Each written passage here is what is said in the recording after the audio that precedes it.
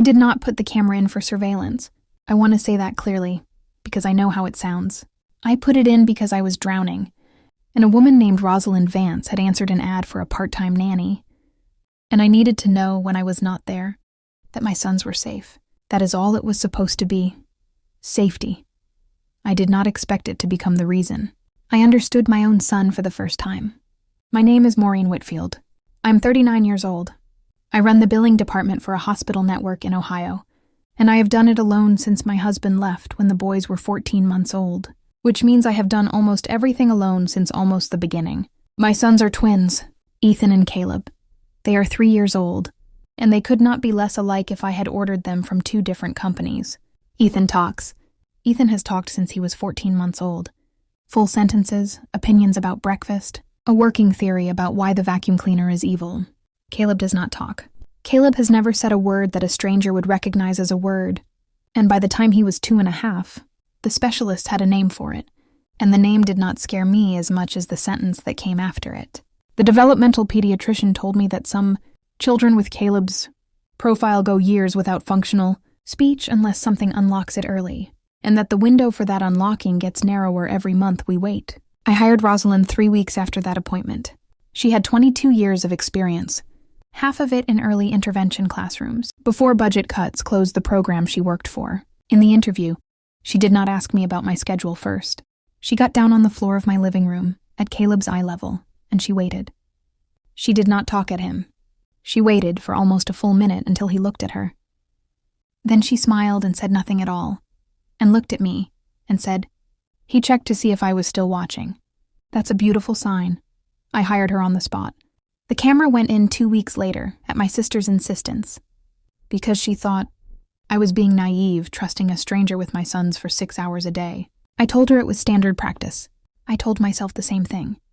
I watched the footage in the break room at the hospital on my lunch hour, 15 minutes at a time, because it was the only part of my day that felt like being home. I watched it for 11 days before I saw the thing that changed everything. If you believe the people who kneel down to a child's level, instead of expecting the child to rise to theirs, are doing some of the most important work in the world, go ahead and hit that subscribe button right now, because this story is exactly about that, and I want you here for the ones still to come. Rosalind Vance grew up outside Akron, the 4th of 6 children, in a house where money for anything extra simply did not exist. She got her early childhood degree at 26, paying for it in night classes after a decade of cleaning offices because a teacher named Mr. Holloway had pulled her aside in the 11th grade and told her, flatly, that she was wasting a mind built for this exact kind of work. She never forgot the phrasing. Not, "You could do this." He said, "You already do this. You just don't have the paper yet." She had a mentor later, a speech-language pathologist named Dr. Ewan, who let her sit in on sessions for a full year without pay, who told her once, mid-session, without looking up, "We are not teaching the child to talk. We are removing whatever is in the way of the talk that is already trying to happen." Rosalind had written that down on an index card. She still kept it in her wallet, worn soft at the corners. She had no children of her own. She had instead 30 years of other people's children and a particular, quiet reputation among the parents who had worked with her, for staying 20 minutes past when she was paid to, for never once describing any of it as sacrifice. What I saw on day 11 was this. I had expected, when I opened the app, to see the normal afternoon. Snack time, blocked hours, Ethan narrating his own play in the loud, constant way he does everything. What I saw instead was Rosalind sitting cross-legged on my kitchen floor, directly across from Caleb, holding 2 plastic cups, one red, one blue. She was not speaking in full sentences to him. She was speaking in single, isolated words over and over, each one paired with a small, exaggerated action.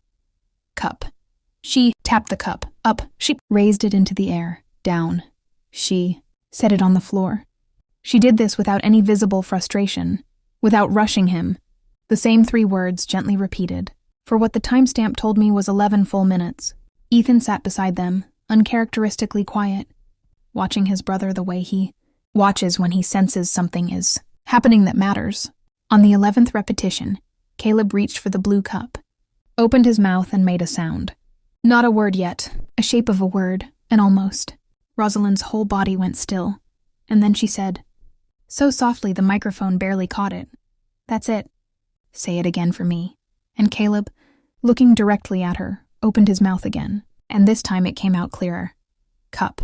1 syllable. Small, flat, imperfect. The first word my son had ever said in his life, and I was not there to hear it. I was in a break room, eating a sandwich I don't remember tasting, with my hand over my mouth, crying in a way I had not let myself cry in 3 years. I watched the next day's footage that night instead of sleeping. Rosalind again. Different pair of objects now. A spoon and a bowl. Caleb said spoon on the 4th try. I watched the day after. Up, down, more. 3 new words in 9 days. Each one built the same patient way. On the floor at his eye level.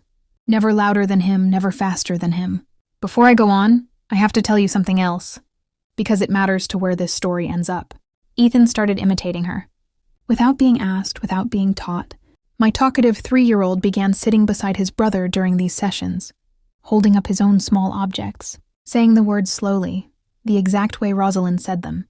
He had appointed himself Caleb's second teacher, and he had done it entirely on his own, because he loved his brother and he had been shown, without being told what patience looked like. I booked the earliest flight home from the conference I was at in Chicago. I landed on a Thursday, walked in the door at 4 p.m, which Rosalind had told me once was Caleb's best hour, his most alert and least overwhelmed window of the day. I stood in the kitchen doorway with my carry-on still on my shoulder and I watched. Rosalind on the floor, Caleb across from her, holding a small toy dog. Ethan beside them, holding an identical one, waiting his turn to copy whatever word came next. Caleb looked up first.